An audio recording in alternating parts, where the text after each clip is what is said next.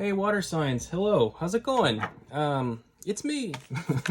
Hope everybody's doing well out there, water signs. Yes, I know it's not Wednesday. I'm a day late and $1 short. It is Thursday. So I guess it will be Thirsty Thursdays. Let's hope not. Anyway, welcome, water signs. So happy to be with you. Cancer, Scorpio, Pisces. I'm here for you, and we're going to do a quick check-in. You've probably noticed the energy in this channel shifted quite a bit, and that's just the way it is. It's for a reason. I feel like if you're here, my goal is to read for your highest good and your highest outcome, and it always has been. But I feel like I'm not really here to read fortunes. I'm here to provide insights into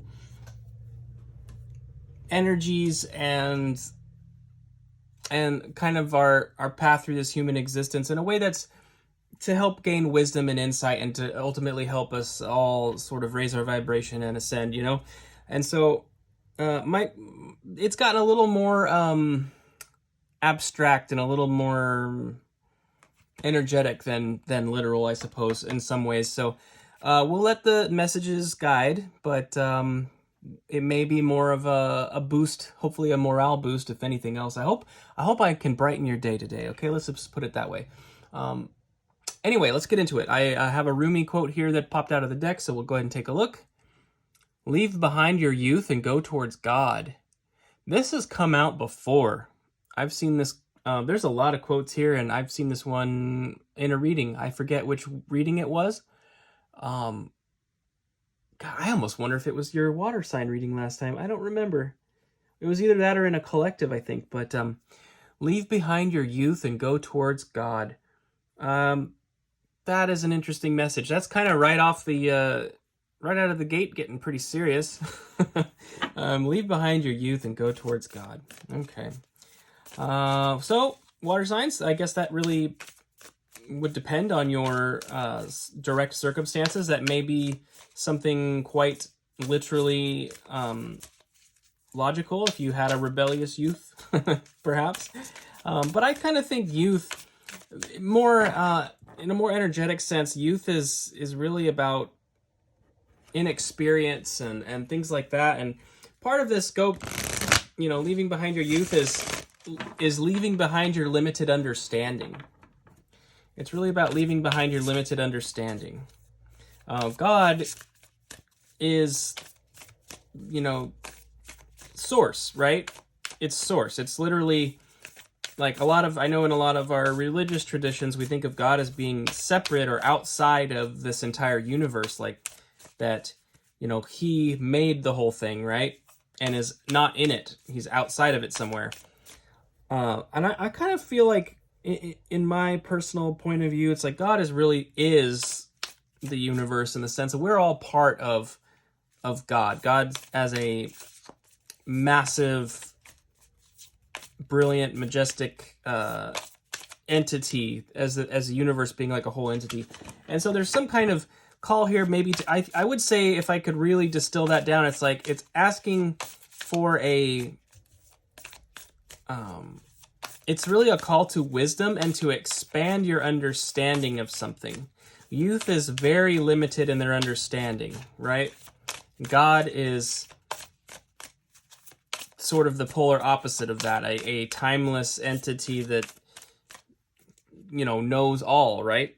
And is all, effectively. So it's a call to expansion of your understandings of this reality.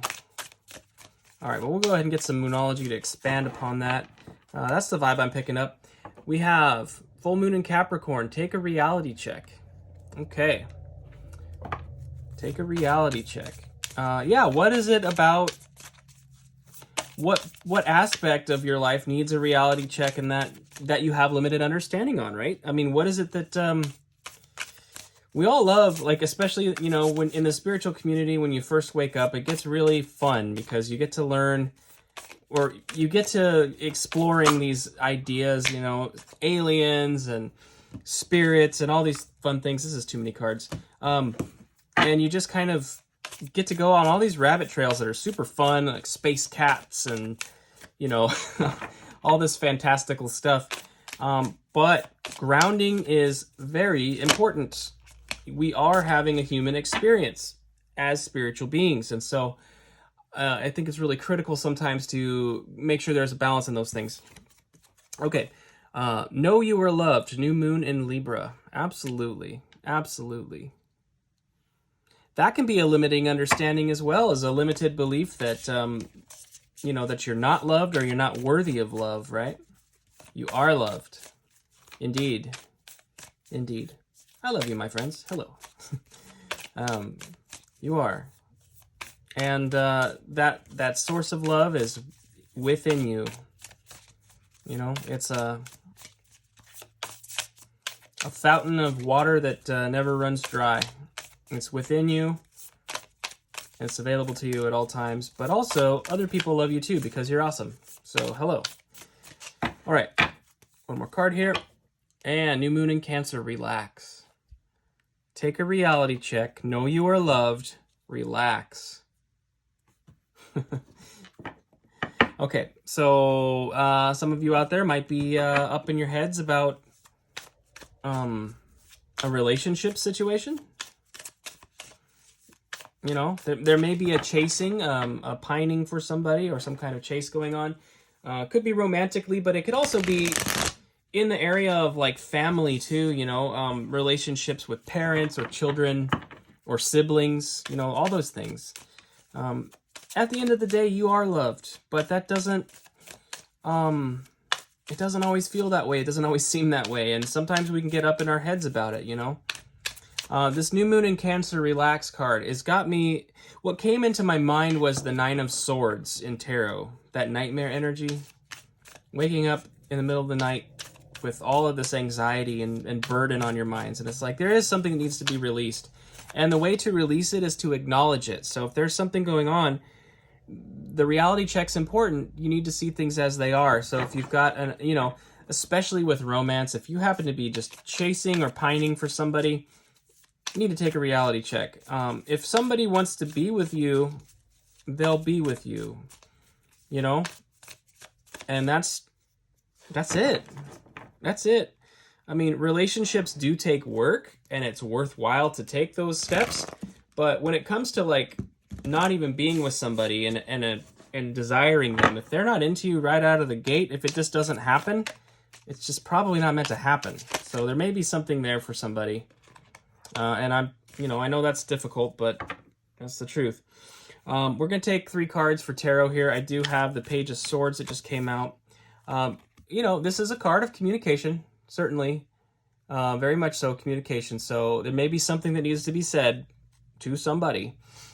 I like this, though. The light bulbs are sort of like balloons, ideas, right? It's about gaining knowledge, too. You see that book there. Communication and an acquisition of knowledge. It kind of feels like, and it could be involving, you know, teaching, too. You know, you may need to share something that you've learned, or just be willing and open to speak of it. You know, maybe that could be part of it. You know, some of you guys, you may have beliefs or views that would potentially alienate you, you know, from others around you, from loved ones. Like, you know, in my personal life, I can relate to this. I grew up in a religious family, and you know, if I really fully opened up and had the opportunity to express everything that I believed at this point, you know, I have a feeling that my mother would struggle with this quite a bit. In fact, I already know she does, because I mean, it's not something I'm keeping secret, but you know, it's been a challenge for us to, you know, move through some of these things. But anyway, okay, Queen of Pentacles. Investing, this is, you know, this is that energy of like really like the diligence of like establishing your environment and your safe space, your kingdom, you know. The Queen of Pentacles is very, very hardworking and resourceful. There's a call for resourcefulness here. And then finally we have the Ace of Swords. Okay, look at that. I like this. Okay. That staircase going into the mind and there's that beam of light coming out. That's really interesting to me. Enlightenment.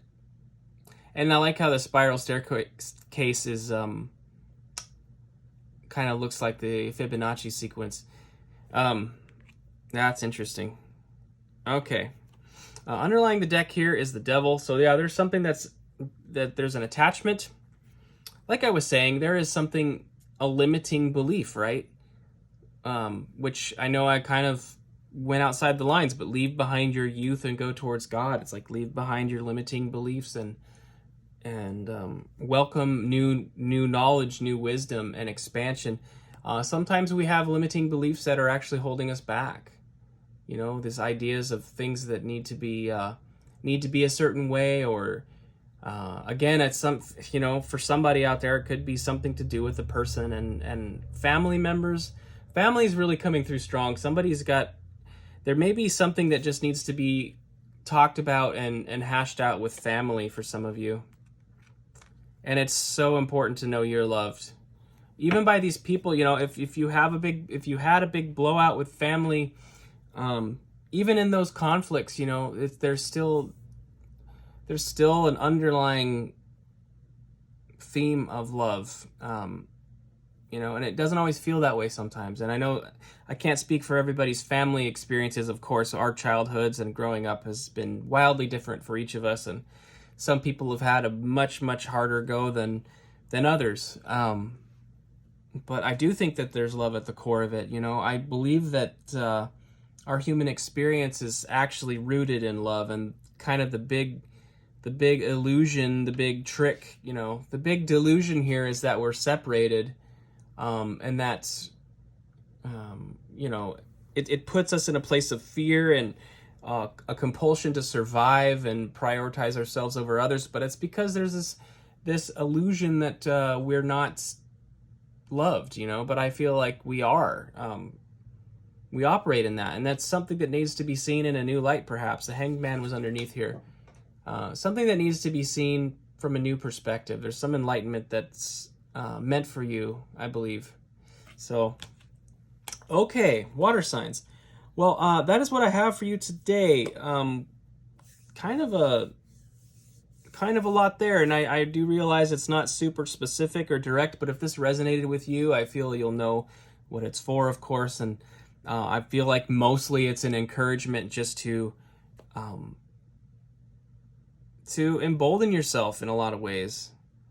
And you don't have to embolden yourself in an aggressive way. You're free to relax and know you're loved.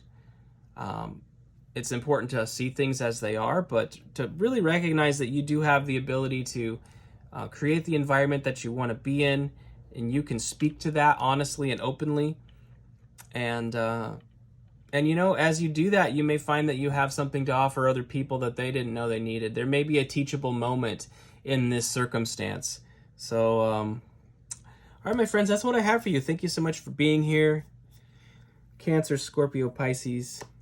I do appreciate each and every one of you, and I hope to see you next time. Bye.